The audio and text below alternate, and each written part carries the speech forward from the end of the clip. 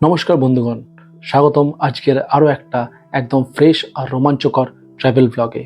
আজ আমরা হিমাচল প্রদেশের কোকসার থেকে যাত্রা শুরু করে পাড়ি দেব লাদাখের অন্যতম দুর্গম অঞ্চল জান্সকার ভ্যালির দিকে। রাস্তায় আমাদের স্বাগত জানাবে 16,580 ফিট উঁচুতে অবস্থিত ভয়ঙ্কর সুন্দর সিংকুলা পাস। আর আমাদের শেষ গন্তব্য জান্সকারবাসীর কাছে অন্যতম পবিত্র আর রহস্যময় এক পর্বত কম্বরঞ্জন। আজ রাতটা আমরা কাটাবো ঈশ্বরের পাহাড়ের ঠিক কোলে ঘেঁষে একো ক্যাম্পে, তাই কোনো স্কিপ না করে শেষ পর্যন্ত দেখতে থাকুন।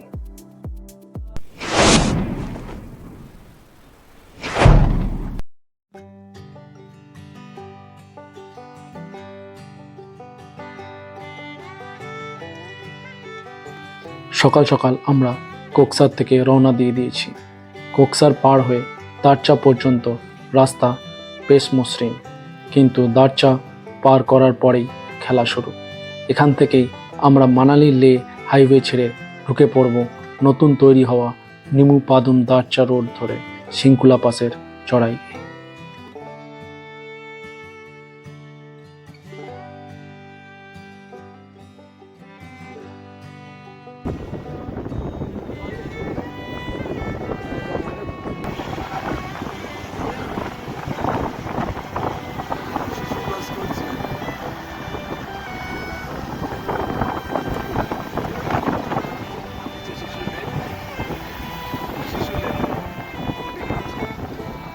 আগের বছর যখন এসেছিলাম তখন পুরো সুন্দর ছিল।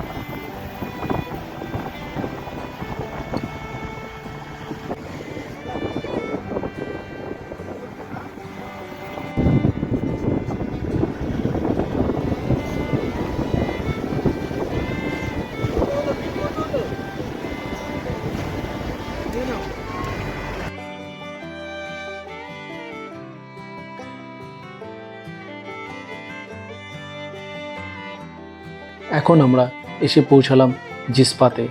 এই জিসপার পরেই আসবে দারচা ব্রিজ। এই দারচা ব্রিজ হিমাচলের সবচেয়ে লম্বা ব্রিজ। এই দারচা ব্রিজ ক্রস করলেই দুটো রাস্তা ভাগ হয়ে যাচ্ছে। একদিকে চলে যাচ্ছে মানালি লে হাইওয়ে বারালা চাল্লা পাস হয়ে, আরেকটা রাস্তা চলে যাচ্ছে সিংকুলা পাস হয়ে পাদুমের দিকে। আজকে আমরা সিংকুলা পাসের রাস্তাটাই ধরবো। আমরা এখন আছি দারচা ব্রিজের কাছে, টিপ রেখে।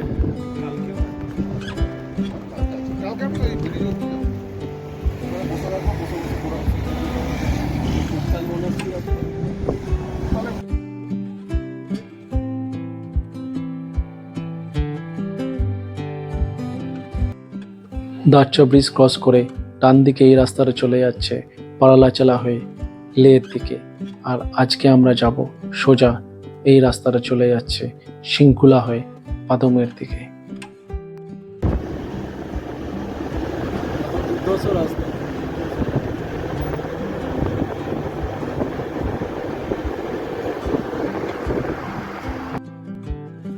রাস্তা যতটা এক্সপেক্ট করেছিলাম তার থেকে অনেক ভালো। এখানে পিয়ারও খুব সুন্দর কাজ করেছে।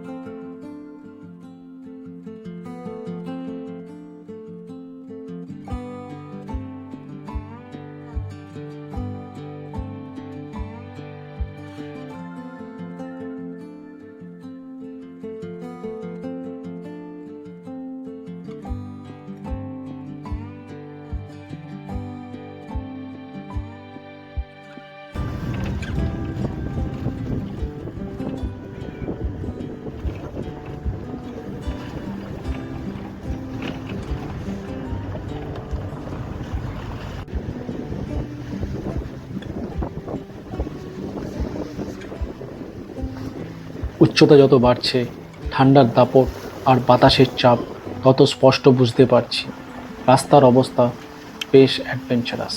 কোথাও ঝর্ণার জল রাস্তা কেটে বেরোচ্ছে, আবার কোথাও বরফ কেটে তৈরি করা সংকীর্ণ পথ। আর এই দেখুন, অবশেষে চলে এসেছি আমরা সিংকুলা পাসের টপে। 16,000 580 ফুট উচ্চতায়।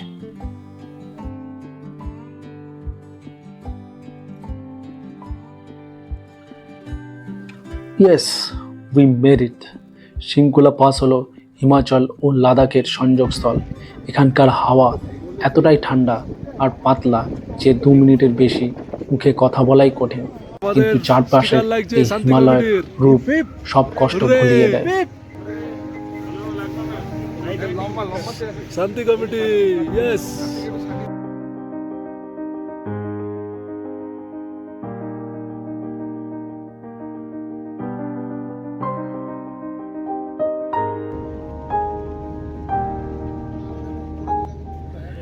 শৃঙ্খলা থেকে নামার পরেই আমরা আনুষ্ঠানিকভাবে জান্সকার ভ্যালিতে প্রবেশ করলাম।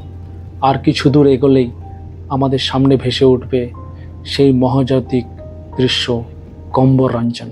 স্থানীয়রা একে বলে গডস মাউন্টেন বা মহাকালের আসন। বিশালাকার এই একা দাঁড়িয়ে থাকা পাহাড়টির কোনো তুলনাই হয় না। একে ঘিরে যেন এক অদ্ভুত শান্ত আধ্যাত্মিক পরিবেশ ছড়িয়ে আছে।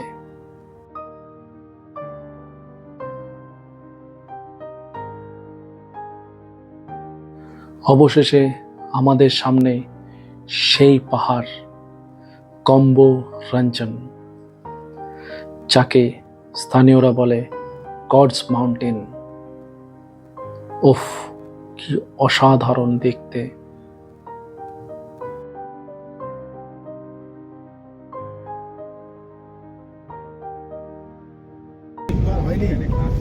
আমরা চলে এলাম কম্বরঞ্জনে।